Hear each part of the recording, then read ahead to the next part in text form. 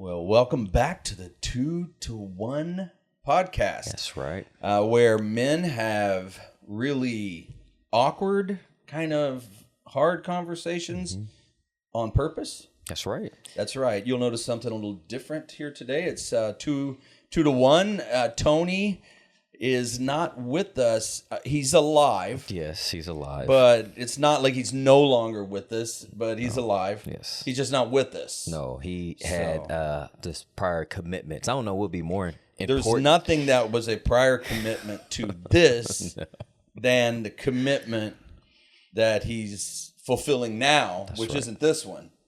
So it's like two men, one conversation. That's right. Yeah. And, in case we haven't met before, my name is Shaun. All right. And nice. that Nice is to meet you, Shaun. I'm Rob. Yes. And together we're 2-to-1. I feel like we should be playing like a song or something, but with Tony, it makes us complete 2-to-1. And it's really good timing because today, it's good timing for Tony because today we're talking about commitments and integrity. And pretty much a commitment made is a debt unpaid. So Tony owes us and he owes you. Yeah. But I'm sure it'll all get worked out somehow. Maybe we'll superimpose him in or something. We have an incredible production team. You should see this light they set up. It's incredible. Man, it's incredible. The whole setup is really nice. I used to have wrinkles. You used to. Now I don't because it's one light. So it saved me on Botox this month. Yeah. Shout out to the team. But shout out to the team and to my Botox people. All right. Go ahead. The Botox. Yeah. That's a story in itself. It is a story in itself, but I don't think we have time. No, not today. I don't think we have time to get in that today. But let's talk about commitments. And it's really interesting because around this time we start hearing people talk about the old New Year's resolution. We don't like talking about that. No. It's really, there's no commitment in a New Year's resolution, right? Speaking of commitment, like type in the comments, how many of you all actually do like New Year's resolutions, and how often do you do it? Because I know most people do it, right? To make those commitments, New Year's resolutions. Am I saying the word right? I feel like I'm off. I don't know, but it would be interesting to see how many of them make multiple New Year's resolutions throughout the year. Yeah, throughout the year. year. Like you said, how many times you make like them? You know, it's like, well, it wouldn't is be it a quarterly? New Year's New Year. resolution. You're right. It's a new quarter resolution. Forgive me. It's a new quarter resolution. Yeah, so how many people? Type in a comment. How many people actually set New Year's resolutions? That's a great way of saying that word. It's accurate. How many of you all actually keep it past January 31st? Yeah, pretty interesting. 40% keep, or 40% actually make a New Year's resolution. Really? Yeah. You got that study? It's interesting. It's a study that was done. I'm sure Mari and Justin will put it in the, in the notes here for y'all. 73% of statistics are made up on the spot. Really? Yeah, 73%. I think, or maybe 68% are made up on the spot. Anyway, when you look into New Year's resolutions, so like 40% of the people make New Year's resolutions, 60% don't. And so I did a poll on LinkedIn and I polled our men's group. Okay. And interestingly enough, on both separate channels, 40%, it came back, I'm not kidding you, 40% actually make New Year's resolutions. So it supported the statistic that our wonderful production team will put down there for you eventually. All right, so yeah, we'd like to know if you do that and why. Like why? It's interesting because this time of year, going into a new year, everybody talks about, oh, I'm doing this, man, next year, what's the year? It's my year. New year, new me, player. Yeah. Right? It's, if you've heard anybody say that. So that has everything to do with commitments. And then part of the same conversation is integrity. Yeah. Integrity is I think, a big piece of that. Yeah. Same conversation, but two different things. So what is integrity what is a commitment? We know what a commitment is, right? Yeah, I say I'm going to do something, and that's my commitment. But integrity is your commitment to fulfill the commitment. Yeah. So when people it'd be interesting to see what people think about when they think about integrity, because it's almost probably morality. What else? Like, if you were to say, how do you define integrity? What would people say? So you, as you're driving, think about this. Don't write it down, because that would be dangerous. But what is integrity? And when I hear the word integrity, I think of a person that upkeeps their word. So they do what they say they're going to do. Or another way that I like to say it is their yes is their yes and their no is their no. And those people are whether good, bad, or indifferent, like you can count on those people. So when I think, I know, like, overall, when I think of integrity, I think of someone who holds true to what they say. Yeah, I think I can get behind that. Your integrity, I think a lot of times people just, I'm a good guy. Like, I'm a good person. I have integrity. So I think it's just a word that maybe we don't really know the definition of too much, but we know the word. Right. I think I just said we don't know the definition too much. Like, that's like real Southeast Texas. Like, that didn't even make sense. But it explains the 3 letters I have behind my name. GED. So I went to that would explain. I mean, it's my English, right? Oh my goodness.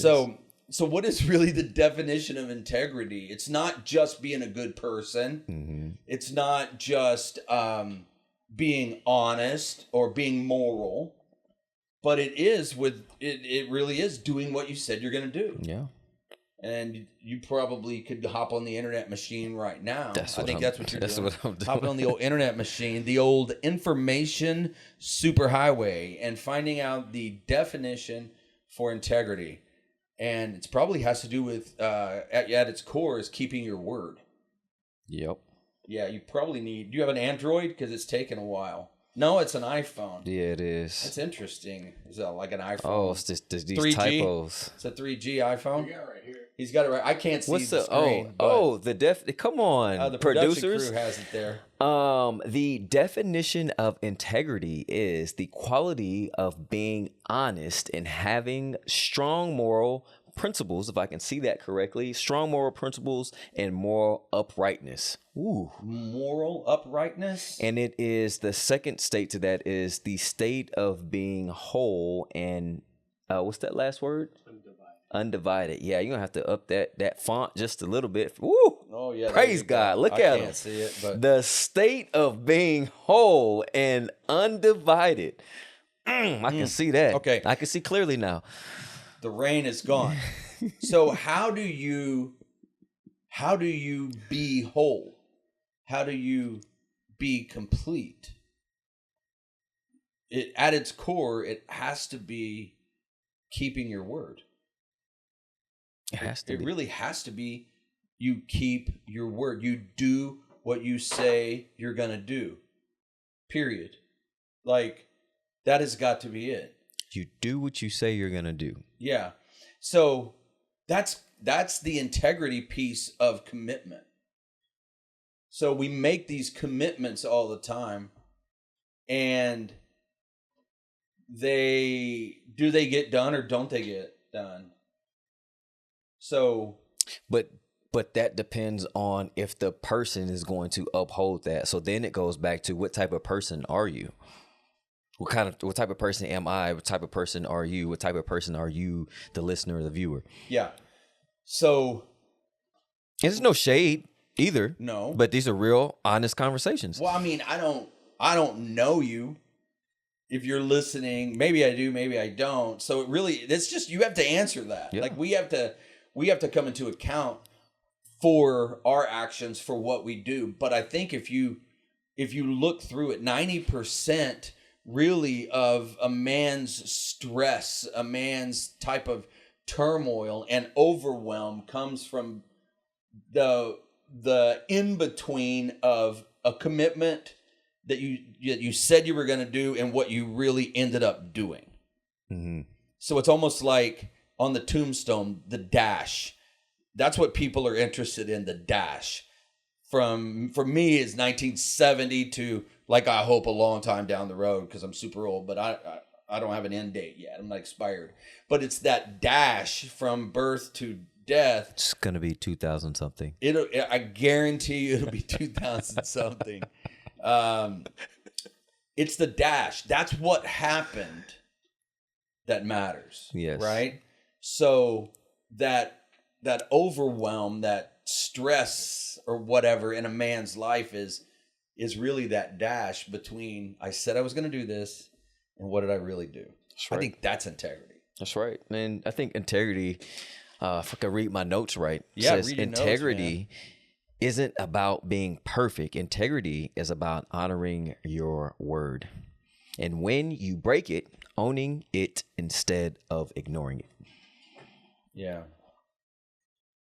So is integrity keeping your word to other people only? No, that's a great question. That's a great point, man. Integrity is keeping your word to yourself.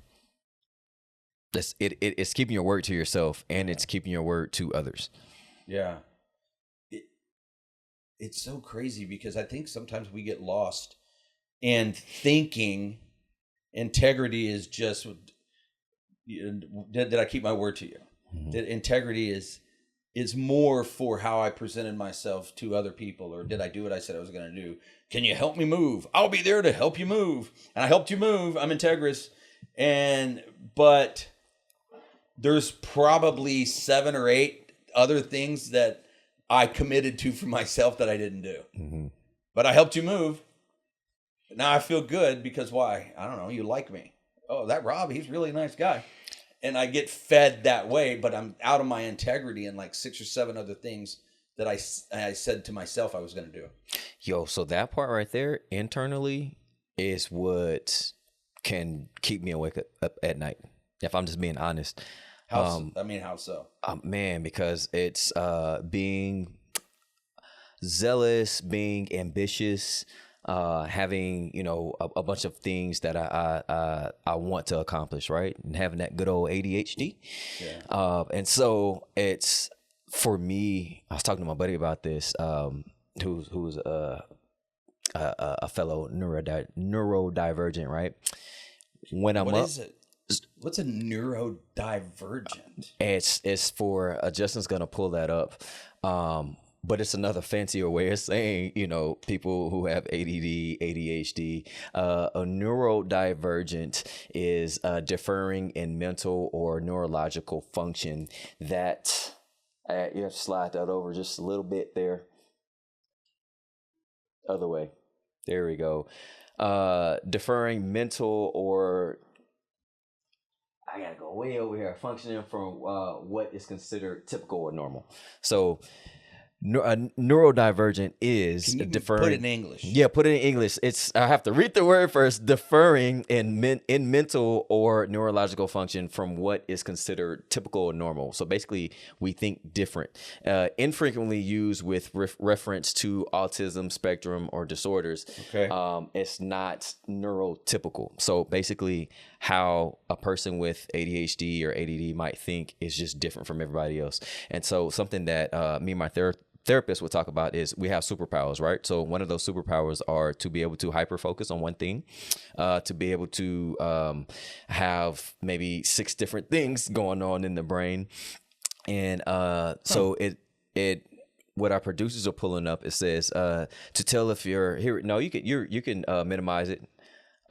is right there. Boom. It says, look for traits such as sensory sensitivity, social cue, confusion, intense focus on specific interests, executive functioning struggle. That part right there, that's the planning and organizing, repetitive behaviors, which is stemming and feeling overwhelmed by routines. And so that last part for me, that feeling overwhelmed by routines, also being like intensely focused on specific interests. So if I say, for instance, if I'm washing the dishes, I need to wash the dishes, right? But then I look over and I see that the floor needs to be swept. I will often leave the dishes to go sweep the floor. If I see the floor, then I sweep the floor, right? But then I see that the milk needs to be put up. And so then I'll go and put the milk up. Then I see, my shirt is on the, I need to go take something upstairs. And so by the time you look back, the dishes still aren't done. The trash is in the dustpan, but it's not in the trash can. The milk is put up, but it's still, nothing was completed. And I think that's the thing. Nothing was completed. All right. And so when I lay down at night and I go through everything, it's like, well, dang, I forgot to do this. Crap, I forgot to do this. And it's realizing I have to, like, sometimes I can just be exhausted. And from just mental overload. Okay. So when you talk about integrity and keeping my word and my commitments, sometimes I can overcommit because I'm up at that point in time. Does that make sense? Yeah. So it's like every person has a brain. I've been accused of not having one sometimes. Oh my God. But every person has a brain. Mm-hmm. Which is our operating system. Mm-hmm. And then neurodivergent is almost equivalent to operating on a different operating system, operating with a different operating system than what everybody, they say is the standard operating system. That's right. iOS. Yeah. Your Apple iOS, your Android and all that. Or you haven't done the update. Yes, right. Or you're updated, like you're just like 12 updates ahead of us. Or something like that. I like that part. Yeah. In certain areas, maybe. You're running on an elevated operating system. Yeah. It's beta. Yeah. You're running on a beta operating system. Yeah, that's a good one right there. So you just process things in a different way. Mm-hmm. It's not right or wrong, which is a whole nother thing. Like, is there really right or wrong? That's based on what somebody says is right or wrong, right? Mm-hmm. And we get into that later. So the operating system it's just a different operating system. It's not right or wrong. So I could see, like, laying at bed at night, you're running through the list of what did I do? What did I get finished? Mm-hmm. Is the oven on? Is, like, I got to run out there. Crap, I forgot to turn the dishwasher on. Yeah. And is the door locked? Yeah, that one too. That's a big one. Yeah. Like, is the garage still open? Man, so I live in the country and I ain't worried about no door lock. Yeah. I ain't gonna tell you where I live, but my door's probably always unlocked. So that's not a big deal. But I could see how that would. You need closure. Yes. Like I need closure on, did I do this, or where was my mind? Did I lock the door, the oven off, the garage door up? Yeah, there's that mental checklist. Yeah. Dude, that could be exhausting. And so it can be. And so then that goes to, we talk about integrity and commitment. Yeah. So going back to New Year's resolution, right? Or just talk about commitment. Hey, if you ask me to do something, I am very careful to, sometimes I undercommit and sometimes I overcommit. Yeah. But I'm very careful of of guarding my systems, right? So I have to have a calendar. And I have to schedule the calendar. Now, if I miss my calendar, reminder, then I'm out of luck, right? Yeah. Or you just hit snooze. Yeah. Right. And it's like the 10 minutes before, right? But if somebody asks me to do something, I'm like I've gotten better over the years, but I could be real reluctant in saying, yes, I'm going to do that. And sometimes that is, for those of you who are out there like that, we talk about the commitment.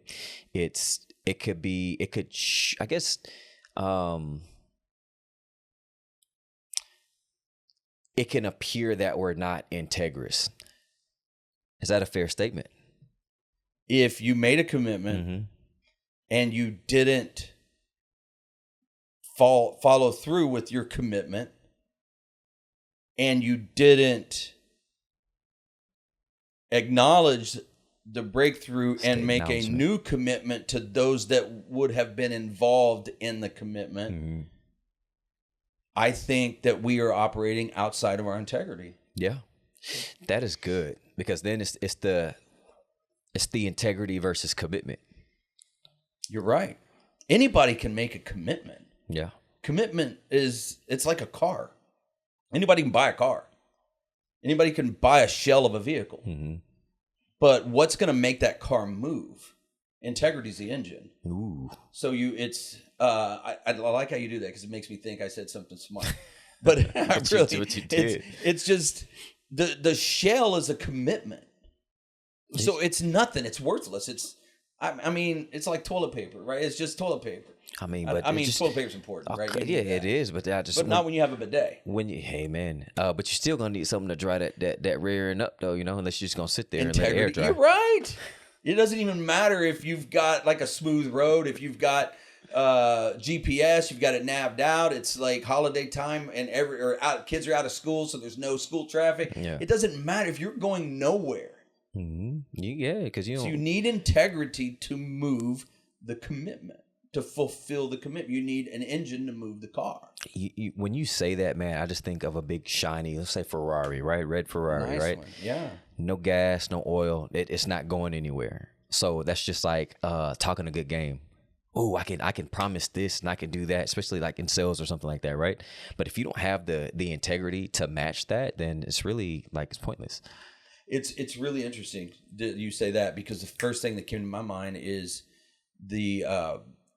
it's that season that we're in now, that it's let's give toys to kids so that they the ones who are less fortunate, or they're not having a Christmas, let's make sure we give them a Christmas. And we could make this massive commitment. I was like, with our men, I was like, we're gonna come up with 10 billion toys this year, right? But really, can you do that? So you can't commit to that versus, I mean, unless you're going to do it. I want to come at it as, man, I would love to do this as a group collectively, but it doesn't matter what we do as long as we do something. So versus we are committing to. I remember talking to the guy who ran that toy drive, with the church, with Hope City. And I was thinking, what's that? You don't want me to say that? No, I'm messing with you. Huh?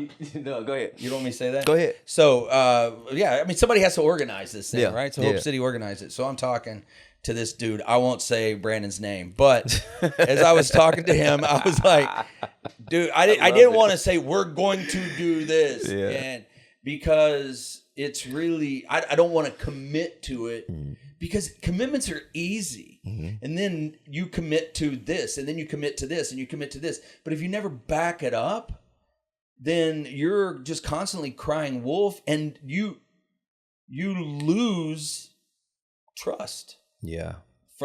People lose trust in you, I guess you could say that. Yeah.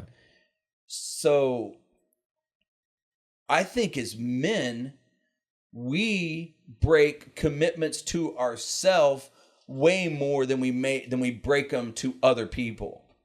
And why is that? I think we're scared. I think one, it could be we're scared to let people down.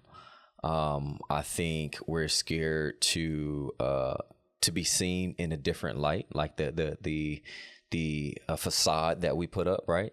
But ultimately, what my good friend Rob would say is it boils down to that childhood wound, unresolved pain, unresolved issues from childhood. Rob sounds like a genius. Rob is a very smart guy. But I would say this. To what you said, I think we do commit, or we fulfill our commitments to people more than we do ourselves. And we could say all all the time. I want to get up. I'm going to start getting up at 5 a.m. I'm going to start having that quiet time or that meditation. I'm going to do this. Man, I'm going to eat better this week. I'm going to work out 3 or 4 times a week. I'm going to do this. I'm going to slow down. I'm no more drinking. I'm not going to smoke anymore. I'm getting my finances together. But even if we just say that to ourselves and we don't do it, what's the cost, right? I think as men, we make those commitments and we break them all the time. But we don't think there's any cost to not doing it because I decided I didn't want to do it. Yeah. So I'm the one making the commitment to myself to do this X, whatever it is, fill in the blank. But if I don't do it, it's no big deal. So in our mind. But is that reality? Is it no big deal? I think that's the integrity, and like just thinking outwardly, eventually we'll get to a point to where we're not happy with ourselves, which leads us to the guys that are in our group. Like we get tired of just hitting that wall. Man, I want to do better in my life, but I'm scared of. I mean, it's really boys. I'm scared to do this. Can I share like a personal? You don't have to ask me permission for nothing. I got you. So, for instance, this podcast. Yeah. When did I come to you about this? Man. This was earlier this year. 14 years ago, before podcasts ever existed. You were a maverick. You were cutting edge. No, probably it was early 2025. Early 2025, right? And so, man, grandiose idea, right? Man, we could do this. We're already doing our Wednesday group. Man, this will be awesome just for the world to see, right? I talked to my man Justin about it. And Justin even helped with it's a group called the Cookout that we did on, I think, was it Wednesdays or Tuesdays? Any like another day during the week. He's talking to Justin off camera. Yes, I am. He's right over there. Yeah, right over there. Yes. And I still have footage from that. And I just talked to him before we started filming this. I was like, hey, man, I need you to get this thumbnail. Right. But what happened was it was a good commitment, right? But the integrity part, I think behind it was, man, I'm scared. And Justin, God bless you, man, I love you. Justin has seen me at my most petrifying moments, right? Like, oh my gosh, because that's me trying to film, right? And so for a while, I knew, and this is why I laid, which you don't know, what you and Tony don't know. There were many nights to where, like, I was just plagued with, man, I need to do this, but I didn't. And so you would ask every now and again, but I think that's integrity. But if we don't, integrity and commitment, right? But if we don't do these things, then it's really going to haunt us. And one of the things that if you talk to people that are 90s, 80s, 90s, 70s, like they're on the latter years of their life, what do they say? I mean, I wish I would have taken more risk. But I think the number one thing is I wish I would have spent more time with my family. And then the number two or three thing is, I wish I would have taken more risk. And so me being the good God-fearing man that I am, right? No, I want to be obedient, and I want to be able to look back on my life and say, you know what, I took risks, I take chances. I've been fortunate enough to be able to be at the age that I'm at, to where I can actually look back and say, actually, I wish I would have taken these chances. And so I might be reluctant, again, going to commitment. Like, we have to be integrous with ourselves. Yeah. And we have to be truthful with ourselves. And so I didn't want to come, and that's why I told you about it. And so that brings us to community as well, right? Mm-hmm. You have to have somebody that is in the game with you, that will help hold you accountable. But what's the saying? Like, hold it loosely. But then, hey man, like you said, just checking in. Are you still want to do this? Or you still want to, you call it an integrity check, really. It is an integrity check, because I think we make commitments like they're free, like they cost nothing. And you said it, you threw me an assist, but we're going to get to the wound thing in just a little bit. But so it's still hanging up there. Yeah, It's parking lotted right now. There. I think what you're saying is we make commitments like they're free. Let's hold on to them loosely. Let's just, but let's don't let go of them. But there's really no cost to them. But every commitment has a cost. Every commitment has a cost, and we tend to overlook that. We don't. The commitment, to somebody else, I know I need to fulfill that one. But the commitment that we make to ourselves has a cost. Broken commitments have a cost as well. The deeper piece to all this, we don't even recognize as men that breaking a promise to ourselves is a breach of integrity. Is it? It is. Expound on that a little bit more. You are committing to do something, that I'm going to get up at 5. I'm going to do something. Man, the commitment we make to ourselves that involves ourselves is the absolute practice of making and fulfilling bigger commitments to others, to your spouse, to whatever commitment that you make. It is a breach of integrity if you say you're going to do something, even if it's to better your health, and you don't. What's the cost? A shortened life? A shortened life, yes. A life that may not be as enjoyable to live? I don't know. I mean, there's all these hypotheticals that could happen. You really can't base everything, on the what if you could, you get whatever, heart issues or whatever it is. But when you're making a commitment to do something, don't make a commitment if you're really not going to do it. Yeah.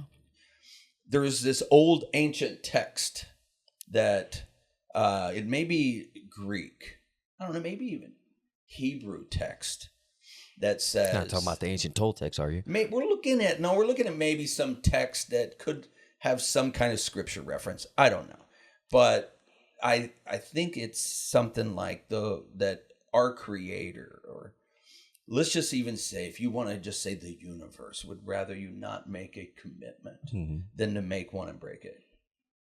I would just rather you not make a commitment. Don't make a vow. Don't even say you're going to do something, than to say you're going to do something and not do it. I think the Bible says something like that. Oh, it's the Bible. I think that text. Bible. Oh, that okay. Text. Oh, okay. Like, why make a commitment if you're just not going to do it? So I would challenge us to start looking at the words that we say as powerful and life-giving, or potentially death bringing, in the power in our tongue. If we're going to say we're going to do something, then don't be loose with it. Do it. Don't be loose with it. Don't be loose with it. Do it. Doesn't even rhyme, but I think it's good. Those are bars. Those are bars. Or the kids say they're bars. Yeah, those are bars. The kids say that's bars, man. We chalk it up to just, I had a bad day. Like, I didn't fulfill. Yeah, so I had a bad day. We don't. Oh no! We're outside of our integrity. But the reason we justify it is because I had a bad day. It was a lot of pressure. I'll get to it tomorrow. We procrastinate. And then I'll get to it tomorrow. But why did we say we were going to do it today, only to not do it and put it off to tomorrow? What is it about us that says that's okay? I justify it. I'm tired. I'll just start Monday. Right? Yeah, that Monday turns into, I'll get to it next week. I'll get to it next month. Oh, next year. Next year is when I'll get to it. And then, 10 years, 5, 2, 3, later, years down the line, it's like, well, I never really got to that. Then you get to the shoulda, coulda, wouldas. The shoulda, coulda, wouldas. So I'm here to say, don't should on yourself. Right? Don't should on yourself. Don't should on yourself, man. I should have done this. I should have done that. I did it with a wiffle ball bat. So that's the Beastie Boys right there. So I think every time we don't do something that we say we're going to do is an integrity break. And when we have those, something internal loosens. Trust in ourselves, confidence, the belief that I can change. Because if we begin to be a person that can't keep their word, then really who are we? Then we're liars. We're liars. We lied to ourselves and we're lying to others. And it's because we think that integrity is about moral decisions when it's about so much more than that. It's about everything that you say you're going to do and whether you do it or whether you don't. Whether I do it or whether I don't. It's as simple as I'll take out the trash tomorrow. But you know what? But what if you don't take it out? Why wait to do something tomorrow that you can do today? Oh gosh, it sounds like a bumper sticker. So, but it's like but tomorrow is garbage day. I mean, but I'm saying so Monday and Thursday in the country, boy, we get the garbage. I mean, so why would I take it out today? I can take it out tomorrow. Maybe that's my neurodivergence, but like if I don't do it now, I'll probably forget.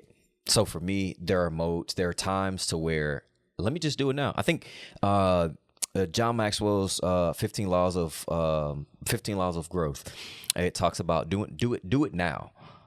So it's I think he talks about like getting up in the morning saying do it now. Yeah. And the more that you say that, it turns into now do it. So the things like I'm going to go to the gym, right? Or I'm going to wake up at 5 a.m. As soon as that alarm goes off, just do it now. So you're trying to get that old Chevy block engine going, you know. Vroom, not playing. But you're trying to get that engine started, right? And so instead of by you telling yourself to do it now, you're motivating yourself to do it, and you're blocking out the excuses that you could give yourself. Yeah. You become a man that can trust himself. Yeah. So and if I can't trust me, why would I expect you to trust me? Because it's easier to just blame somebody for their misunderstanding who you are. It's easier to blame them, but really it's us. We set that up to become reality because integrity strengthens with the constant wins throughout the day, the constant commitments that you fulfill all throughout the day. That is building integrity. You need to build some integrity. You need to build some character, whatever. It's built by you setting it up every day to accomplish things throughout the day. And whether you do them or not, you become a person that you can trust. I can trust myself to do this. Not that I don't need you to do this, and I don't need people, but really, if I'm making a commitment to do something and I do it, that's a win. And all these little wins throughout the day build integrity for the bigger stuff that when you're alone. Yeah. I think there's an old proverb in an ancient text that talks about Hebrew, maybe a Hebrew text. Greek, maybe, I don't know. Hebrew, Greek, Aramaic talks about being faithful with a little.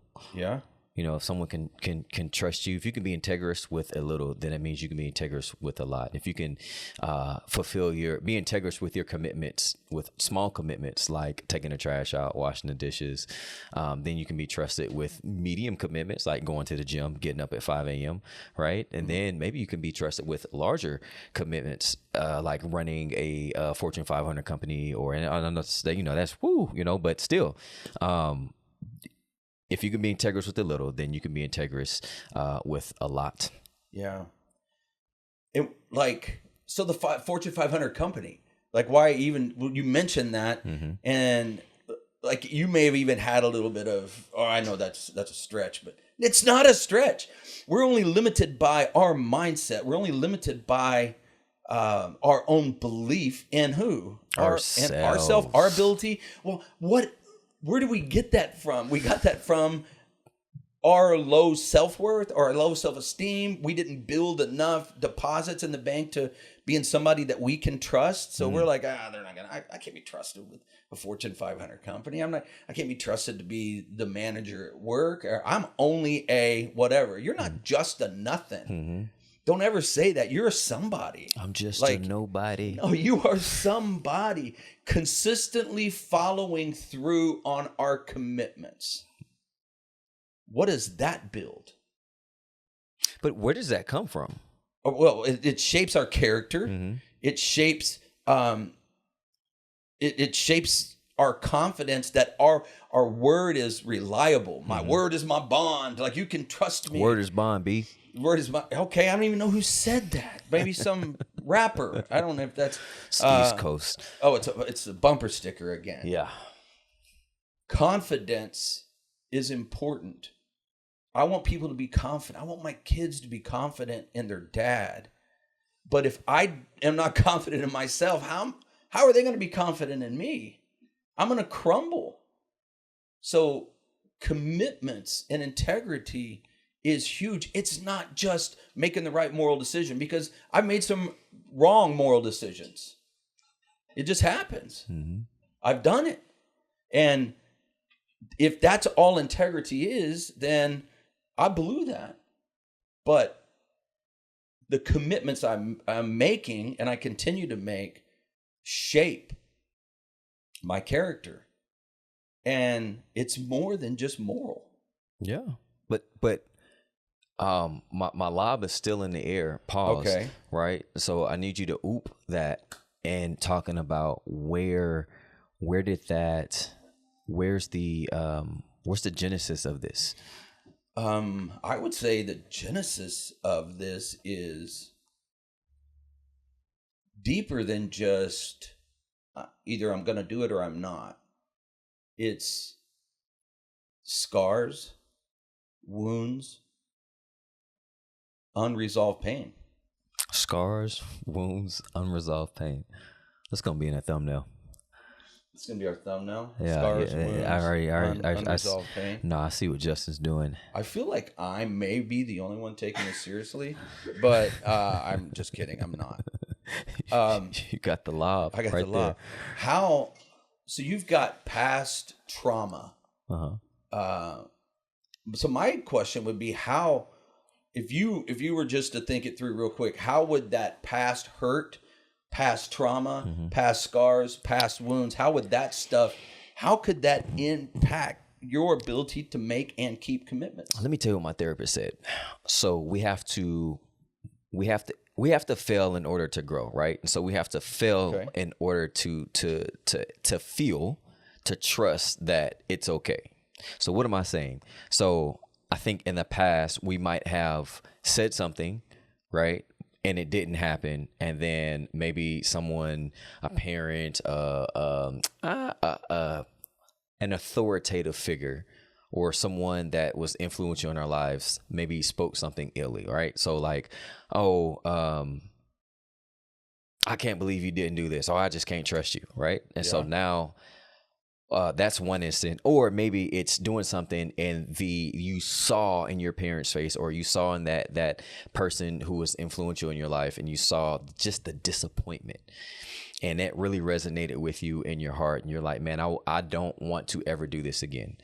And so actually it goes two ways. You can be an overachiever and you can always strive to do something and just be a people pleaser, to where people run over you or can run over you, right? Or you could be like, I'm just not going to set that commitment. I'm just not going to do it because I don't want to let you down. I don't want to let that person down, and I don't want that's too big of a commitment. I don't want that. What's the word that I used earlier? Like I don't want that commitment. So the fear of committing. Why would somebody in that scenario have a fear of committing to something that big? Why? Because they don't know that it's okay to, hey, I wasn't integral. I have to declare a breakdown, right? Hey, actually, I'm not good. They didn't build up the confidence enough to say, hey, you know what? I made this commitment and I'm not going to be able to fulfill that commitment. Is there something that we can do, to make up for this? Or can we restructure that? I think that's the part right there. Yeah. Like it's the, hey, I'm not going to be able to make this deadline. I'm not going to be able to get here at 1:00 today. Right? Or I'm not going to be able to make that meeting. I'm not going to be able to, to wash the dishes tonight. But hey, you know what? I can do that tomorrow, or I'll get here at 2:30, or, we can reschedule this meeting. And I think going back, we were scared to have that conversation, to have tough conversations. Yeah. I think you touched on two things that I want to spend just a minute on. Okay. All right, so the commitment, it's the fear of commitment. The fear of commitment, yes. So maybe you're a dude out there who has always heard, well, he just is scared of making a commitment. He can't commit. Mm-hmm. For whatever reason, you need to do some self introspection on that and find out why you can't commit. Mm-hmm. So there's a reason though. So I'm scared of this commitment, but why are you scared? Well, I just don't want to commit. Why? I just don't want to. Why? Like if you keep asking why long enough, you can get to the real root cause of the pain. And there's the root cause of the pain that's something in probably early childhood or whatever you experienced, and you created this story around something that happened that you've labeled it as, I've fallen short. I heard somebody say this, and then it shaped your life, where I won't commit to that because I don't want to get embarrassed. And I think the question that they can ask themselves, if you want to, hit pause on this or whatnot and do the work, it's, hey, when was the very first time that I realized that I didn't want to commit? Yeah. And you could potentially stop committing to things because you don't want to feel the same disappointment that you felt as a kid when maybe your dad didn't fulfill a commitment he made to you. Or a commitment that you thought he made to you. That's important to, I think, for us to get. Like, my parents divorced. They just got a divorce. That's really what happened. But it wasn't my story about what happened. It's like my dad left. He chose a different world. He chose a different life without me. My dad didn't want nothing to do with me. I mean, none of that. He never said any of that. And he still showed up. But I can't remember how often he showed up. But I also can't remember how often he didn't show up. So it would be unfair for me to say. So it's just this narrative of, he didn't hug me and tell me he loved me, and he didn't let me off the hook that it wasn't my fault, that him and my mama were splitting up. I just experienced it as he didn't want me. And so commitments, I never wanted to feel that disappointment of rejection again. So maybe that has a lot to do with you and your commitments to, you don't want to feel rejection. You don't want to feel disappointment that you felt as a kid. When you think about it, it really had nothing to do with you. It wasn't anything to do with you. But yet it shapes how we commit to things in our life. Imagine imagine growing up and being told that you never complete anything. You never finish anything. Like you're always out there, you rake the leaves. You don't finish raking the leaves. You don't think a little Shaun out there with the ADHD and Undiagnosed, by the way. undiagnosed. 'Cause Undiagnosed. back in them ADHD, days, you back in don't, those days. there ain't no No, diagnosis. the medication was a The belt. Ritalin. No. Yeah. Whoa. Yours was Ritalin. They didn't have Ritalin when I was a kid. It was a That's belt. what I'm saying. So it's like, no, we're not gonna label you with this. You better figure it out, right? Yeah. You better figure it out. No, we don't want that, especially as a black kid, right? My mom, they took my mom. They were like, hey, Shaun is not sitting down. He's always up. He's always talking. But mom was like, is he finishing his work? Well, yeah, but he's disrupting everybody. And so you have to be very careful to, and I'm sure it's not just black either, but this is from my side, right?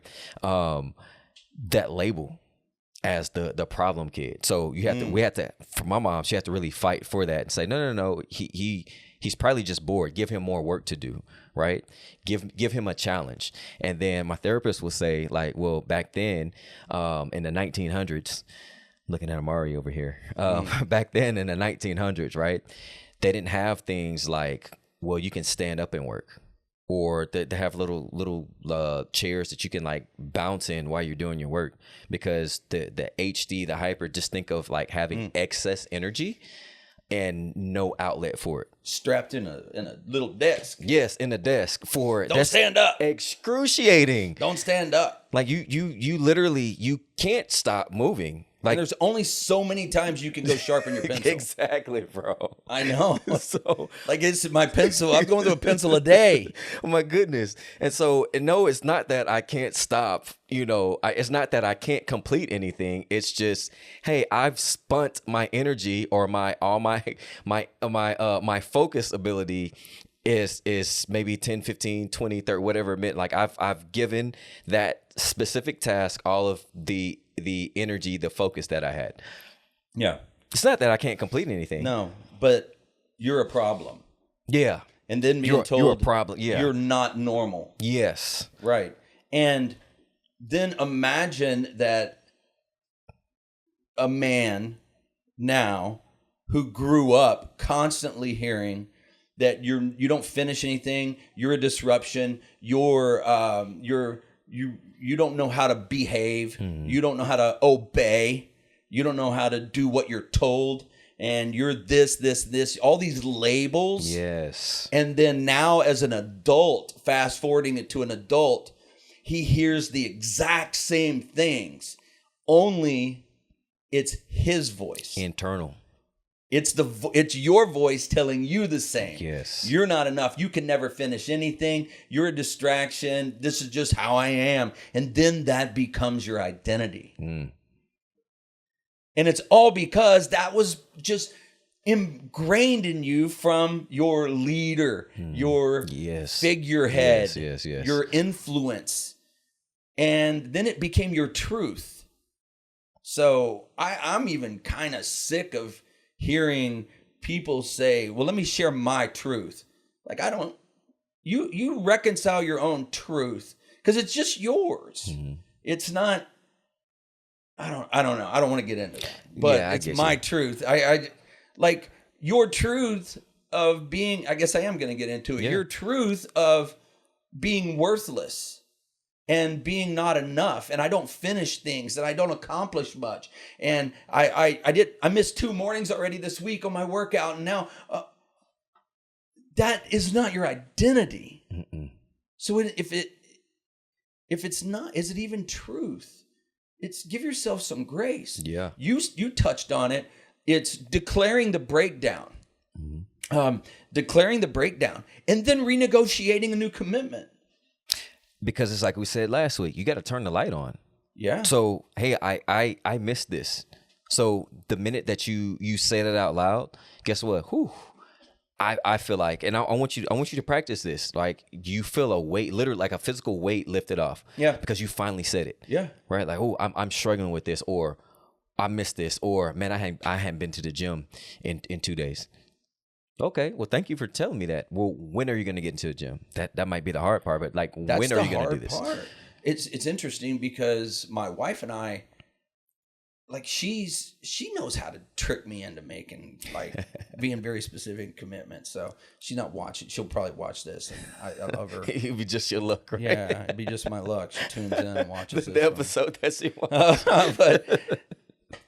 but we had this conversation because I'm like, yeah, man, 7 days. I'm gonna work out 9 days a week. And like, or not? How are you gonna work out 9 days, player? There's 7. Like, no, I'm gonna create 2 days, and it's gonna be right, all this stuff. But there is zero margin of error if it's 7 days. That's right. And you don't get this body by working out. So I can tell you that's a fact. So that's why they have the camera up here. It's like just a face shot. You don't get this from working out. So for me to commit to working out, this is what we've been working on. So like, she's like, can you just make a commitment that you can stick to? Mm-hmm. Can you back this up? Don't try to impress me.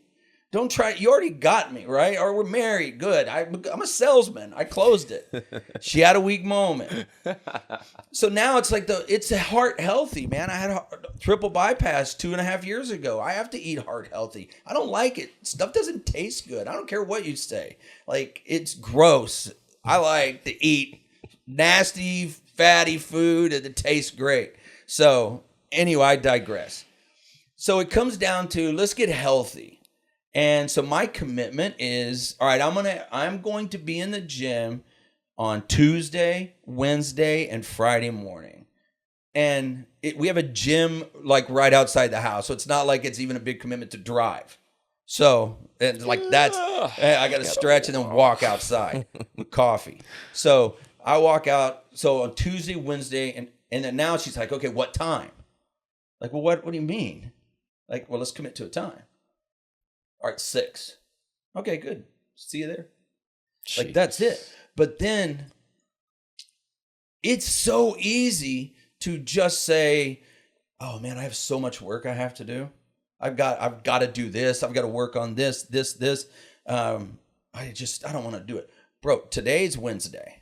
So today's one of the days. I was like, no, I am not going out there today. I'll just put this off, man. I've been pretty good. I was there yesterday. Like, I'm 1 for 1. Mm-hmm. So, but the Tuesday, Wednesday, Friday thing is real. And so is all of the justification to not stay in my integrity. Mm. But I went out to the gym this morning and I feel great. And if we just keep our word and do what we say we're going to do, it slowly begins to erode all of the things that you were told as a kid that you are this, or that you can't, or this reshapes your integrity, or reshapes your identity. That's right. To somebody who is, you can count on me. Mm-hmm. So what does it say to my wife? Like, oh yeah, I'll be there tomorrow. Nah, I'm not there. Now it says she's not important. It says that she can't trust me with this. So what else can't she trust me with? Mm-hmm. And trust me. I've given her a lot to not trust me with. And so it's a building block.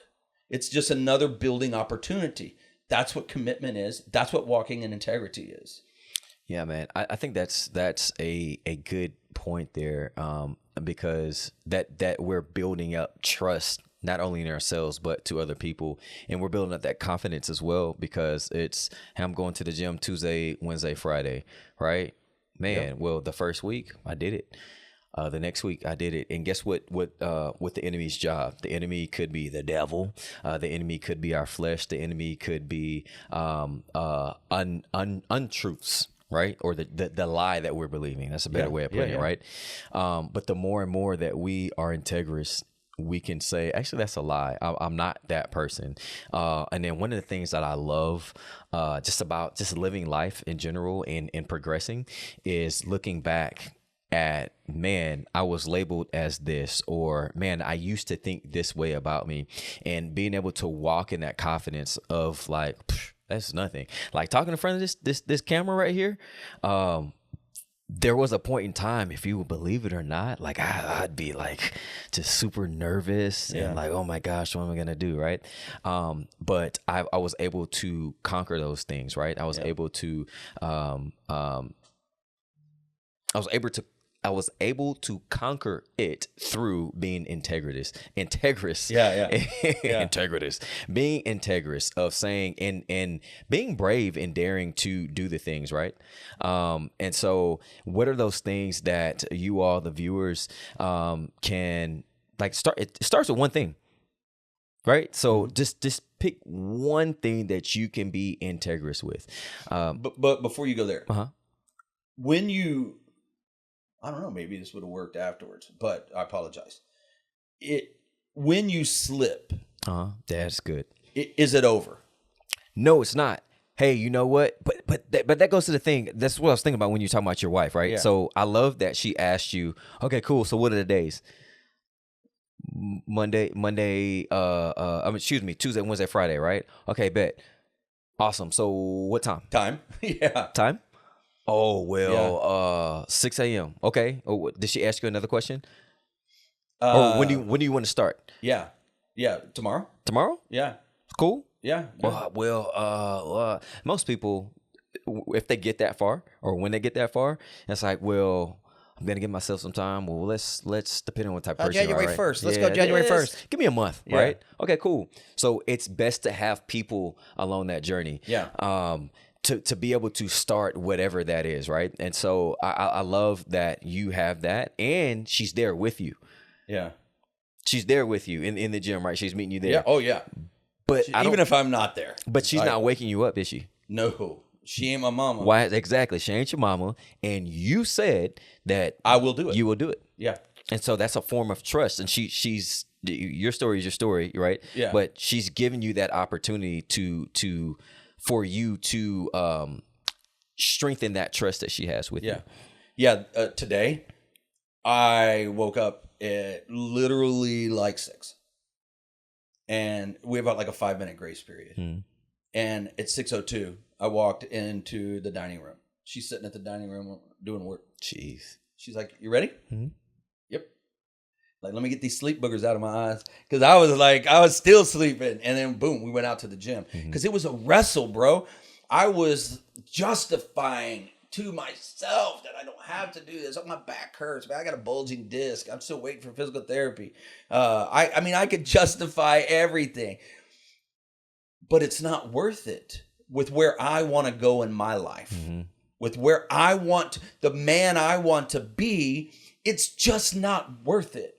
Do I want to give over so much control of my future and my destiny and my legacy that I want to leave for my children? Do I want to give that over because I'm weak?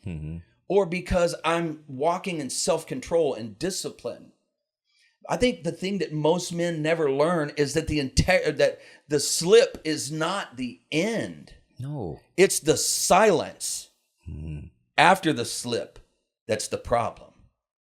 It's living in darkness.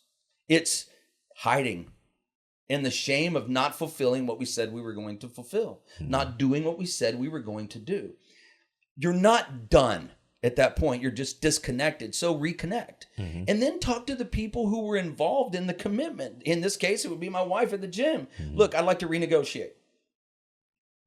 And try to do it before 6 o'clock, or try to do it before time to fulfill, and just say, hey, I don't see that I'm going to be able to fulfill what I committed to at the time slot we committed to. I'm still going to fulfill it, but can we do it at another time?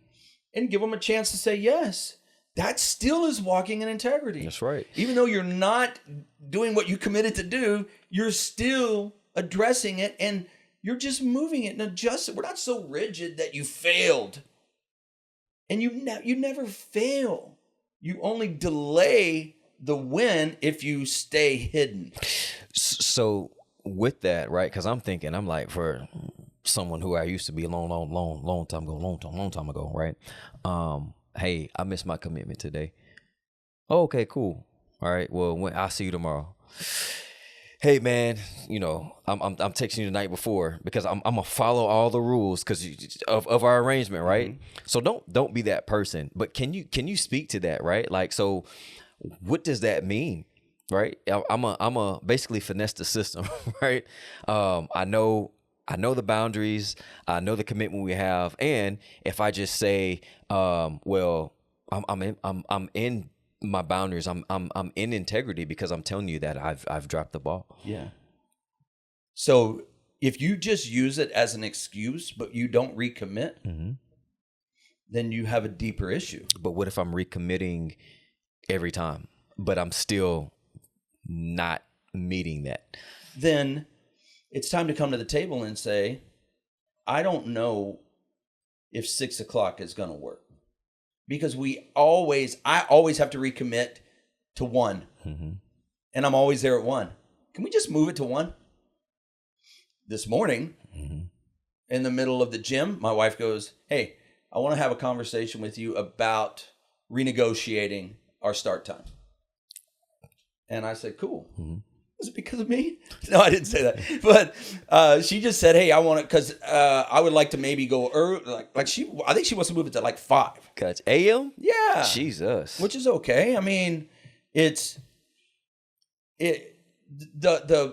what I'm really talking about here is the fact that we can have that conversation. You can renegotiate a whole new deal. You can stop what you committed to and just renegotiate a new one. And that's where the power is. Just don't ignore it, and don't silently quiet quit. Yes. Don't just quiet quit. That's the worst, man. And then it's like, you ghosted me, you're mad at me. Yeah. And then but that other person could start walking into like, oh my gosh, what do they think about me? Do they not like me?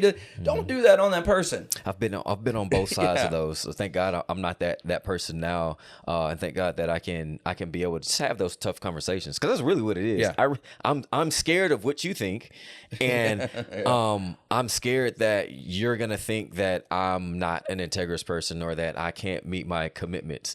So I'm just going to, like you said, the silent ghost. Yeah. And then you see me six months later, so hey, bro, what happened? Or I mean, we see each other every week, so it's like, hey, man, what happened? Oh, well, and that's where the deflection comes in, right? Oh yeah, yeah. You start stuttering, and you're whatever. So what happened was, but no, I think that's really good. I wrote a couple things down. Okay, yeah. All right, this I really like. Staying in your integrity is owning the slip. All right. So I wrote down owning the slip. The moment you say, hey, I broke my word, here's where I slipped, your integrity is immediately restored because you're telling the truth. All right. And declaring it, saying it out loud, it matters. So say it out loud. It matters. First, because it forces you to acknowledge it. Second, because your slip may impact someone else, your family, your team, your partner, your commitments. And then recommitting lets them know you're still in the game. It's simple. Say it out loud. I mean, own it. Recommit. It impacts not just you, it impacts them. But you got to remember, it impacts you. Flip the switch. Flip that switch. Men think accountability is about punishment. And it's not. No. It's not about punishment at all. It's about connection. It's staying connected and having people around that just encourage you. And let me say this from one man to another. If you feel like missing it, what did you say that it's punishment? If missing it, if you miss your integrity, what you just said? What did you just say? Oh, I just said it's not punishment. If you miss your integrity, no, it's not. In talking about it, you're not. It's not punishment, right? So if you feel like that if you are integrous and saying that you can't be integrous, right? That you can't meet the commitment, and you feel like it's punishment.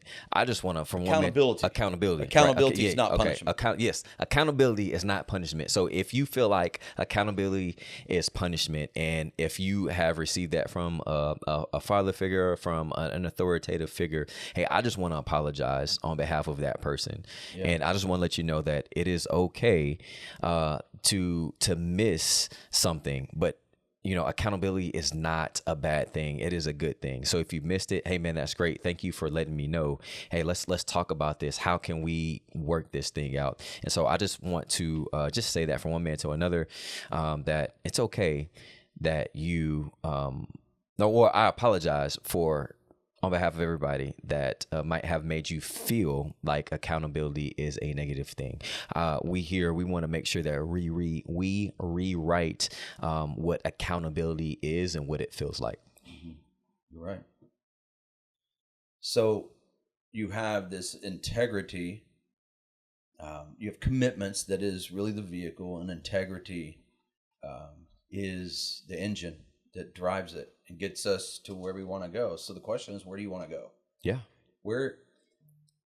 It's so important to think about the person you want to be. Like, who do I want to be? Mm-hmm. And I would venture to guess that a lot of us have fallen short of that. Yeah. And we have to stop punishing ourselves and stop beating ourselves up and saying and living in the thoughts that the stories that we've believed about ourselves. You don't have to live that way. Falling victim to the lies that we tell ourselves. That's exactly right. The life the man you want to be, the life you want to live is completely reachable. But it takes action. Otherwise, you just got that really shiny car. Yeah. You have commitments, and you just think commitments are free, but there's so much hurt of unfulfilled commitment. And so how do we, if you're going to say like a couple of simple steps to be the person, what would it take to be the person, to start moving towards being the person that I want to be, that they want to be, that you want to be? What are a couple of steps that we could do right now that would help us end the way we've been living and start moving towards the future self? Well, step one, you got to flip the switch. And flipping the switch is shine a light on the darkness inside, shine a light on the lies, okay, or the stories that you told yourself, right? And number two, like, who do you want to be? Think back. This is a reflective time, right? Like, really think about what dreams have you had? What are you good at? What is something that you've always wanted to do? Write that down. And then step three would be to find somebody that you can trust, that can lovingly hold you accountable, and that you can lovingly just share your hopes and dreams with. It could be a significant other. It could be like your brother. It could be in getting in community. I guess step three would be to find that community that you can that can help hold you accountable in a good and loving way. And I would say step four would be to declare a breakdown. Like, after you've written it down, okay, these are the action steps I want to take. If you miss something, cool. Hey, declare a breakdown, but don't stop. Continue to move towards that goal that you want to achieve. I think the great philosopher Arnold Schwarzenegger said, you can have results or excuses, but you can't have both. So the beauty is we have a choice. You can choose to have results, or you can choose to have excuses. I mean, that is about as simple as it gets. Results or excuses. And for a lot of my life, I lived in the world of convenience. Oh, it's just, I don't want to do that unless it's convenient for me. And then I've just fallen short of fulfilling a lot of the things that I wanted to fulfill. We all have fallen short. Oh, yeah, that's exactly right. I've compromised, or I made a commitment and forgot all about it. So I would say go into this week, the next few days, to be very intentional about commitments, and start with a couple of commitments that you are an easy win for you. Oh, for sure. Like, I'm going to brush my teeth today, right? Hopefully you're already doing that. But if you're not, I'm going to put this one in for our dentist. They're going to be our sponsor. Brush your teeth, man. All right. So, but make a couple of commitments that's an easy win. Start making those deposits into self-confidence, into self-worth, and really feeling good about yourself. Set yourself up for those easy wins. And you'll find that you can start making and fulfilling more commitments. You can count on yourself. And man, what better way to live than knowing that you can count on yourself. And because of that, you don't even have to question whether people can count on you. Yeah. That's just how you live. And I have to do this. Yeah. You need something to believe in. You have yourself, right? But I think ultimately we have to know that we're here for a purpose and on purpose.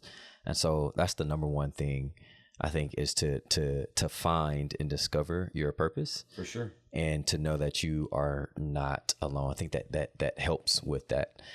And to know that like you are somebody, and that you are loved, and that there's a person that sacrificed their life so that you can have a better life. And so and we can clip this out, I don't know, but I just, like if you need faith, I feel like you got to put your faith in something and someone. And for people like us, that faith would be in Jesus Christ. So if you don't know Jesus, if you're looking for, if you're like, this is a real transparent podcast, and we all we have faith in Jesus Christ, right? So if you are looking to explore that, I love those type of questions, and I don't care if you're atheist, agnostic, Buddhist, whatever. I would love to have a conversation. That's something that I feel like the church doesn't do well. Yeah. And so I apologize for that, but I would love to have a conversation with you, not shove religion down your throat, but just to be able to have a civil conversation and to help guide you on whatever path that you might be in. Pause, guys. And so, comment below or email us, and we would love to have a conversation with you. Yeah. I want to say integrity is built in, integrity is built in the quietness, the quiet repetition of small decisions, I think is what I'm trying to say. Integrity is built in the quiet repetition of small decisions. So repetition. Mm-hmm. It's consistently making those small decisions that create growth. The old saying that nobody really has ever just woken up on top of Mount Everest. Nope. Right? Now you probably Google and say, well, what if they slept at base camp, and then they went this halfway, and then they slept and they overnight, and then they just finished this last little bit, whatever. If you want to break it down, or maybe they did wake up and they were at the closer to the top. But you don't just go to sleep at night in your bed in the comfort of your own home on your Sealy Posturepedic, your whatever type of bed, number bed, and all that stuff. And then tomorrow wake up and you're on top of Everest. So what you're saying is you don't just wake up there. You don't wake up there. You don't wake up to where you're trying to get to. It takes a ton of work. And the work is okay. And it takes a ton of commitment. And fulfilling the commitment. That's right. But if you want to get really technical, I don't know, y'all have to cut this out, but every frozen body at the top of Everest was once a very highly motivated person. Motivation to just, I'm motivated and I'm inspired to be better. It doesn't last. You can be the most highly motivated and inspired person, but inspiration is not integrity. Oh, Rob. It's the quiet repetitiveness of the small things. So it's more than inspiration. There's another quote that says, or a meme, I guess that would be what people say today. I don't even know if y'all say that anymore, but anyway, a meme that says success, accomplishment, whatever word you want to put in there, means remaining loyal to the commitment you made long after the feeling you were in when you made it has left you. So that inspiration, that motivation, that I'm inspired, I'm going to make a commitment. And then the feeling leaves in the next day or in a couple of days or whatever. You're not on that conference high or that whatever anymore. And all you're left with is your word and your commitment, because that feeling's gone. But the transformation happens when you remain loyal to the commitment long after the mood you were in is left. Man, that's gold right there. So this is not about a feeling. No. This is about being who you really want to be. And what is it going to take to be a better man? Man. So, and we want to walk that journey with you. And we'd love to be there with you and support you and learn from you, because we're all on that journey. Yeah, for sure. You have it figured out? I don't have it figured out. I didn't answer a phone call from my wife just now, so she's probably going to be like, yo, what's up, Blair? I tried. I was like, he was pointing at my phone, but I didn't answer it. But I'll make her know that I'm sorry. All right. Sorry. I apologize. Yeah. Baby. Well, that's it. I guess we could make fun of Tony a little more. Yeah. No, this has been what, two tables, 2 chairs. I got 2 one turntables conversation and a microphone. Beck, 1997 Geffen Records. I don't know nothing. I don't know anything. Excuse me. I don't know nothing. Nick sound like me. I don't know nothing about that. Until next time, we love you. Drop a comment, drop a like. This is a community. If you found something valuable in this, please share it with someone else. And we truly would love to answer your questions. So please drop a comment, a question. And until next time, my name is Shaun. I'm Rob. And Tony's on the road. He's on the road. We'll see you next time.